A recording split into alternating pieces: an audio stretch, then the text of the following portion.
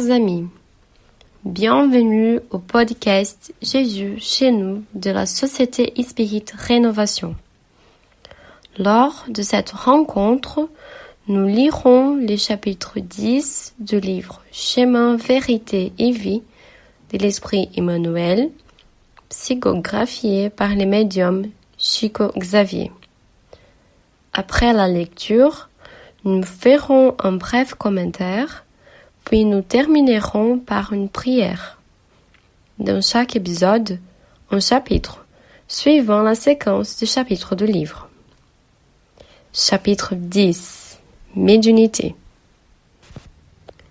Dans les derniers temps, dit le Seigneur, je répandrai de mon esprit sur toute chair. Vos fils et vos filles prophétiseront. Vos jeunes gens auront des visions, et vos veillards auront des songes. Acte 2.17. Les jours de la Pentecôte, Jérusalem était pleine d'étrangers. Des enfants de la Mésopotamie, de la Phrygie, de la Libye, de l'Égypte et de la Crète, des Arabes, des Perses et des Romains étaient rassemblés sur la grande place lorsque les humbles disciples du Nazarène annoncèrent la bonne nouvelle en s'exprimant dans la langue particulière à chaque groupe présent dans la foule. Une onde de surprise et de joie envahit l'esprit en général.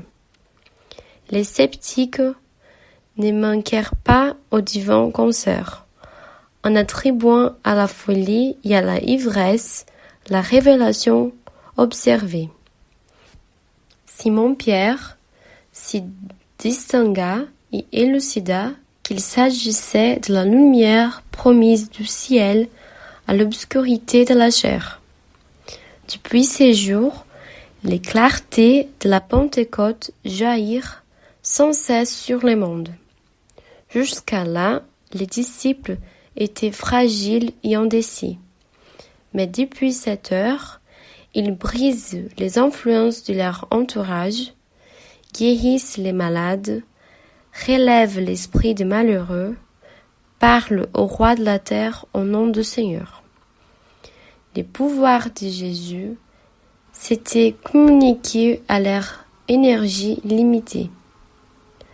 L'ère de la médiumnité était établie, fondement de toutes les réalisations du christianisme à travers les siècles. Contre son influence, les préjudices moraux œuvrent jusqu'à ces jours en dominant les parcours de l'homme. Mais c'est sur la médiumnité, glorieuse lumière du ciel, offerte aux créatures, les jours de la Pentecôte, qui se sont édifiées les constructions spirituelles de toutes les communautés sincères de la doctrine du Christ. Et c'est encore elle qui, répandue par les apôtres au milieu des hommes, ressurgit dans le spiritisme chrétien comme âme immortelle du christianisme revivifié. Emmanuel apporte dans cet important message une réflexion importante sur les actes des premiers disciples de Jésus. Nous pouvons essayer de ressentir ce que la Pentecôte a signifié aux apôtres. Imaginez-vous en train de proposer d'apporter la bonne nouvelle de Jésus aux communautés. L'indécision et la fragilité sont présentes dans votre cœur, face aux grands défis qui se présentent. Sur une place où de nombreuses personnes s'y rassemblent, vous êtes prêt à parler, et vous parlez dans une langue que vous ne connaissez pas. Vous êtes prêt à guérir, et vous guérissez en posant les mains sur les malades. Une vague de surprise et de joie envahit l'esprit général. Vous vous rendez compte qu'il y a une puissance, une force réelle, présente et active.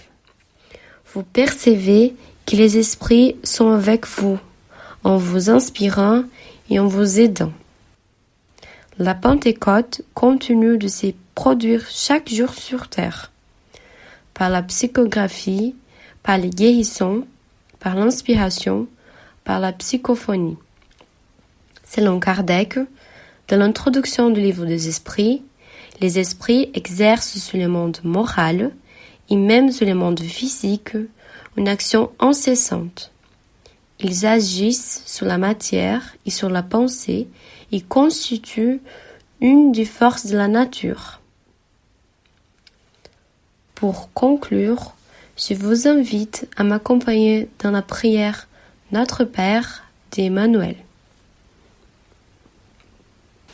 Notre Père, tu es partout, que ton nom soit sanctifié à la louange de toutes les créatures. Ton règne d'amour et de sagesse arrive. Que ta volonté soit faite au-dessus de nos désirs, sur terre et dans le milieu spirituel. Notre pain du corps et de l'esprit nous donne aujourd'hui. Pardonne-nous nos dettes, en nous apprenant à pardonner à nos débiteurs, en oubliant tout mal. Ne tombons pas sous la tentation de notre propre infériorité. Délivre-nous du mal qui gît encore en nous, car en toi seul brille la lumière éternelle du royaume et de la puissance, de la gloire et de la paix, de la justice et de l'amour pour toujours. Ainsi soit-il. À bientôt au prochain podcast Jésus chez nous.